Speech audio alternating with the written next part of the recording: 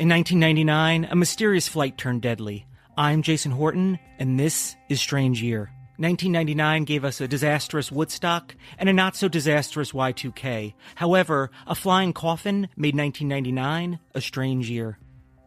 South Dakota Learjet crash, October 1999. The golf world is mourning the death of U.S. Open champion Payne Stewart and 5 others.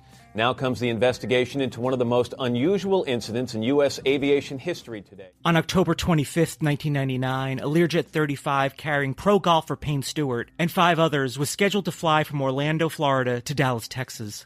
Payne Stewart was en route to the 1999 Tour Championship. The plane ran out of fuel and crashed into a field near Aberdeen, South Dakota. However, all 6 were dead prior to the crash due to hypoxia, which is a loss of oxygen.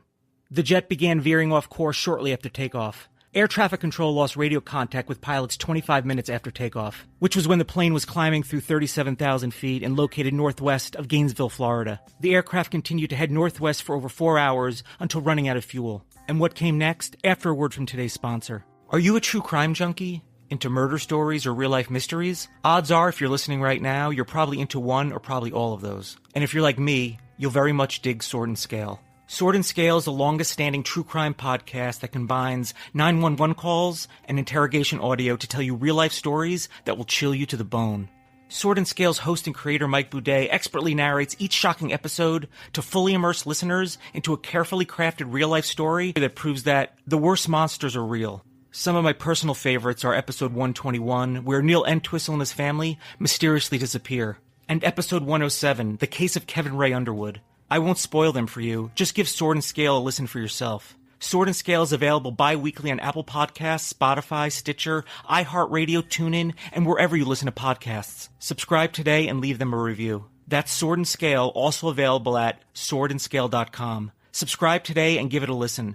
Sword and Scale, proving that the worst monsters are real.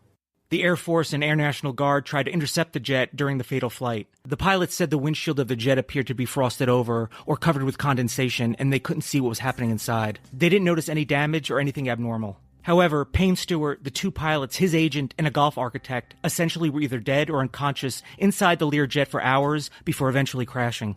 The National Transportation Safety Board determined that, quote, the probable cause of this accident was an incapacitation of the flight crew members as a result of their failure to receive supplemental oxygen following a loss of cabin pressure for undetermined reasons.